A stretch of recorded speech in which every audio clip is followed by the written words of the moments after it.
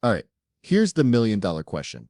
If you're the UFC, do you really take that risk? Do you actually book Alex Pereira for another fight before June, knowing that one wrong punch could cost you the biggest super fight in years, Pereira versus John Jones, possibly at the White House event rumored for June 24th? Because if you're Dana White, you've got to be sweating over that one. Now let's be real here. Alex Pereira isn't your average fighter. He's 38 years old. He's conquered middleweight, stormed through light heavyweight, and he's sitting there like, what's left? And honestly, what's left might be the most dangerous, most iconic, and most high-stakes fight of his career, John Bones Jones. So, do you risk all that by letting him fight Carlos Ulberg right now? No way, no chance. Not if you're thinking long-term. At this point, it makes all the sense in the world for Alex to just sit tight, let his body heal, sharpen up that technique, stay in shape, stay dangerous. Because if you're preparing for John Jones, you're not just training, you're upgrading your entire operating system. And let's be honest, when Pereira looks at guys like Jiri Prochaska, he's already beaten him twice. Motivation? Low. Carlos Ulberg,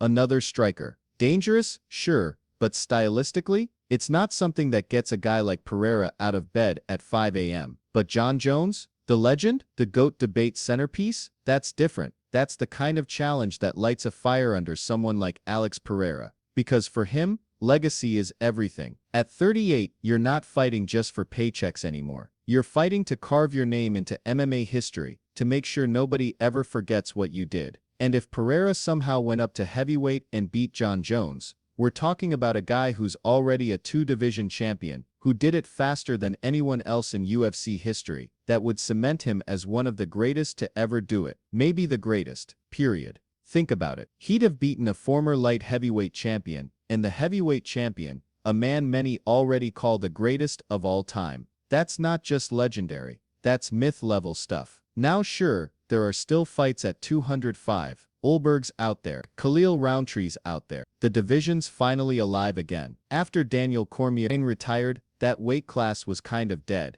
Let's be honest, it was just flat. But Pereira brought the spark back. With him, Ulberg, suddenly, that division's fun again. It's exciting. Fans actually care. So from a business perspective, if I'm Dana White, I want Alex sitting pretty right where he is, the face of a division that was gasping for air not too long ago. But I get it. Pereira's not wired like that. He's not trying to play it safe. And when Dana saw him at the UFC Performance Institute, and Pereira looked him dead in the eye, and said he wants to go up to heavyweight, you believe him. Because when Alex says he's going after something, history shows he usually gets it. And here's the wild part. Pereira doesn't even want a warm-up fight. He doesn't care about the winner of Cyril Gane versus Tom Espinal. He's not chasing an easy belt. He wants John Jones. The John Jones, at the White House event, the fight that would shake the sport to its core. And you know what? I say give it to him. Because Pereira has earned the right to dream big. The guy has done everything the hard way, came from kickboxing, crossed over into MMA, fought the scariest dudes in every division, and somehow keeps finding ways to win spectacularly. Knockouts that make fans jump off their couches, comebacks that make your jaw drop. Every time he fights, something electric happens, and that's why fans love him. But let's take a step back, because this is where it gets interesting. If Pereira really does go up to heavyweight, we're not talking about just a random matchup. We're talking about John Jones versus Alex Pereira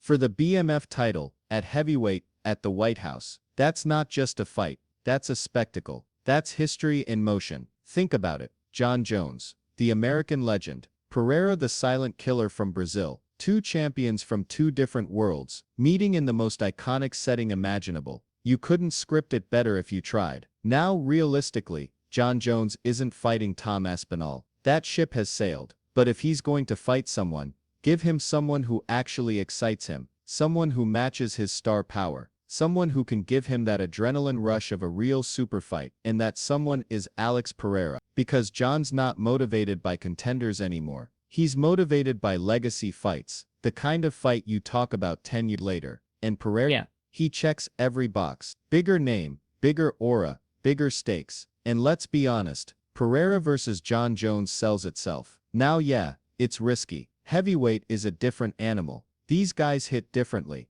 But Pereira's not small. The dude is massive in person, tall, built, and powerful. You don't realize how big he is until you see him up close. He's already walking around near heavyweight weight at a few pounds, and he fits right in. And people underestimate how solid his ground game has become. He's not some clueless striker who folds the second you shoot for a takedown. His takedown defense is solid. He's improved his grappling. He's shown he can survive, adapt, and come back. So when people say, oh, John will just wrestle him, I'm not so sure. Nope. John's obviously elite, but Pereira's no slouch. He's got that one-punch kill switch that changes everything. One mistake, and Jon Jones could be staring up at the lights. And if that happens, if Pereira becomes the first ever 3-division UFC champion, that's it. Debate over. You can talk about Khabib, Anderson, GSP, whoever you want. None of them did that. He would be the first man in UFC history to hold belts in 3 different weight classes. That's unheard of.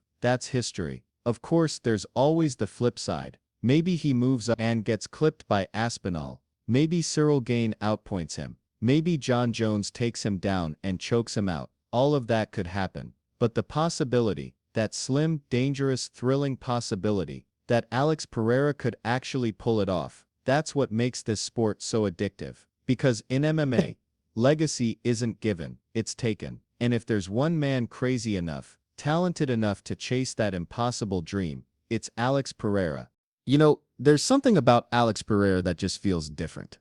The man doesn't follow the rules. He rewrites them. Every time you think he's done enough, he looks at the mountain and says, all right, what's next? And now, rumor has it, he's got his eyes set on heavyweight. Yeah, you heard that right. Heavyweight. Now, before we dive into that madness, let's clear one thing up. Dana White doesn't usually love the idea of champions jumping divisions. Historically, he's the stay-in-your-lane kind of guy. But let's be real, this year's been full of exceptions. Ilia Topuria, Islam Makhachev, both got passes, and Pereira. Well, Pereira's not your average fighter. He's done everything at middleweight. Then he went to light heavyweight. Did that too. Twice. So, if the man wants to move up again, honestly, how do you even say no to that? Especially when you consider who he's calling out, Jon freaking Jones. The greatest of all time. The guy whose shadow has loomed over 2 divisions for over a decade. The thought of Pereira versus Jon Jones, it just hits differently. Now, let's not forget, Tom Aspinall's name keeps popping up too. The heavyweight interim champ, absolute monster of a man.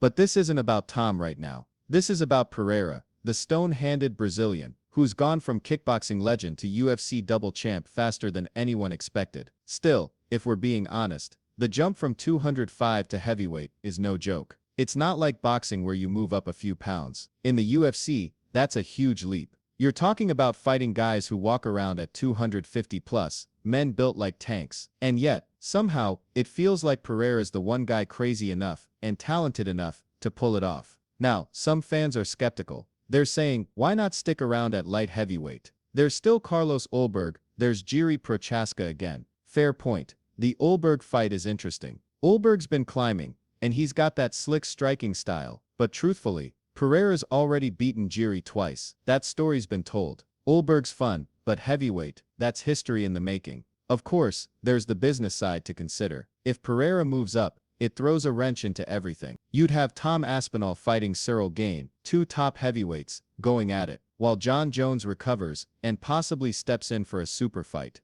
Meanwhile, at light heavyweight, you've got Jiri Prochaska and Carlos Ulberg potentially fighting for an interim belt if Pereira vacates. It's chaos, the kind of chaos the UFC secretly loves. But imagine this, Pereira versus Jon Jones. The storyline writes itself. Jon Jones, the most complete mixed martial artist in UFC history, the master of adaptation. Pereira the sniper, the most dangerous striker to ever touch UFC gold. It's power versus precision, legacy versus destiny. And if we're talking pure spectacle, think about the possibilities. Picture the UFC stacking that card, Jones versus Pereira headlining, McGregor making his comeback on the same card, maybe Jiri versus Ulberg for an interim title right before it.